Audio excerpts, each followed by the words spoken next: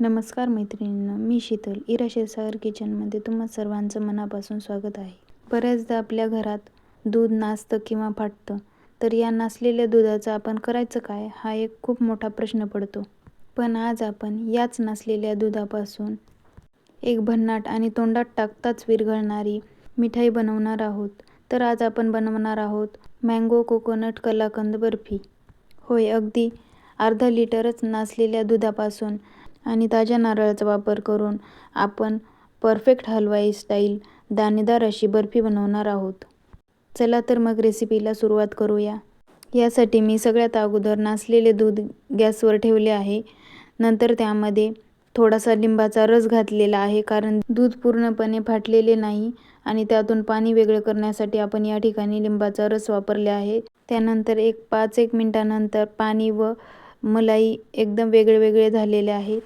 तर आपण हे मिश्रण गाळणीवर ठेवून त्याला 2-3 वेळेस पाण्याने व्यवस्थित धुवून घेतलेले आहे, जेणेकरून यातील लिंबाचा आंबटपणा कमी होईल. वरती अशा प्रकारे मलाई राहते. त्यानंतर मी या ठिकाणी अर्धा ताजा नारळ घेतलेला आहे आणि त्याची जी ब्राऊन कलरची साल असते ती मी काढून घेतलेली आहे. आता हे नारळाचे तुकडे मिक्सरला बारीक करून घ्यायचे आहेत. त्यानंतर मी या ठिकाणी एक आंबा घेतलेला आहे. आंबा छान पिवळा बघून आणि गोडसर असा घ्यावा, म्हणजे साखर टाकण्याची जास्त गरज पडत नाही. तर आंबा मी कट करून घेतलेला आहे. याचा पण मिक्सरमध्ये आपल्याला रस करून घ्यायचा आहे. या आंब्याचा सीझन संपण्यापूर्वी ही रेसिपी एकदा नक्की ट्राय करून पहा. त्यानंतर मी गॅसवर एक कढई ठेवलेली आहे.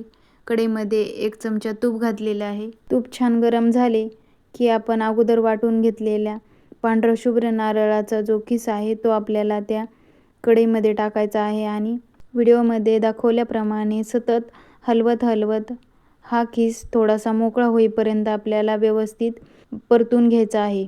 किस आपण सतत परतत केल्यामुळे आपल्याला एक लक्षात येते की यामधील मॉइश्चर थोडेसे कमी होते आणि किस कोरडा दिसू लागतो. किस परतून घेत असताना एक गोष्ट लक्षात ठेवायची की गॅसची फ्लेम अगदी मंद करायची आहे आणि हा किस व्यवस्थित हलवत परतवून घ्यायचा आहे. पण या किसाचा कलर चेंज झाला नाही पाहिजे. आता या किसामध्ये मी मगाशी आपण दुधाची मलाई किंवा जो छेना काढून घेतलेला आहे तो टाकत आहे व तो टाकल्यानंतर आपण हे दोन्ही व्यवस्थित एकजीव करत अगदी मंद गॅसवर परतवून घ्यायचे आहे. अजिबात घाई करायची नाही आणि गॅस मोठा करायचा नाही. तुमच्या घरी जेव्हा दूध नासते तेव्हा तुम्ही त्या नासलेल्या दुधापासून कोणता पदार्थ बनवता हे मला कमेंट करून नक्की सांगा. त्यानंतर आपण यामध्ये मगाशी मिक्सरला वाटून घेतलेला आंब्याचा रस टाकलेला आहे.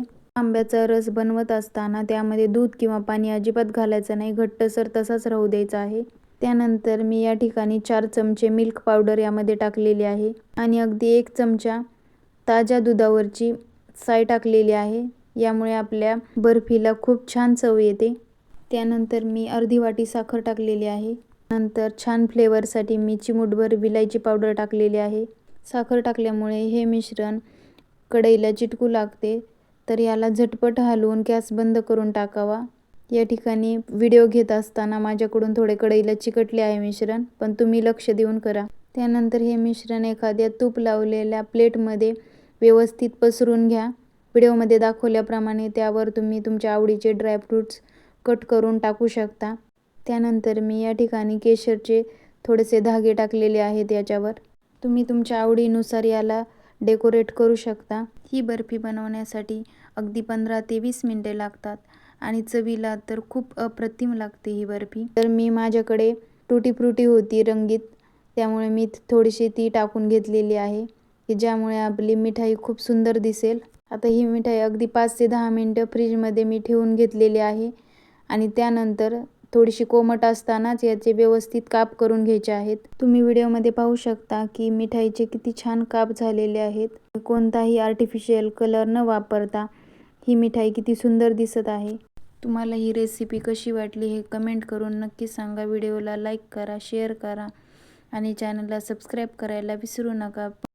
पुन्हा भेटूया अशाच एका नवीन रेसिपीसह. तोपर्यंत बाय.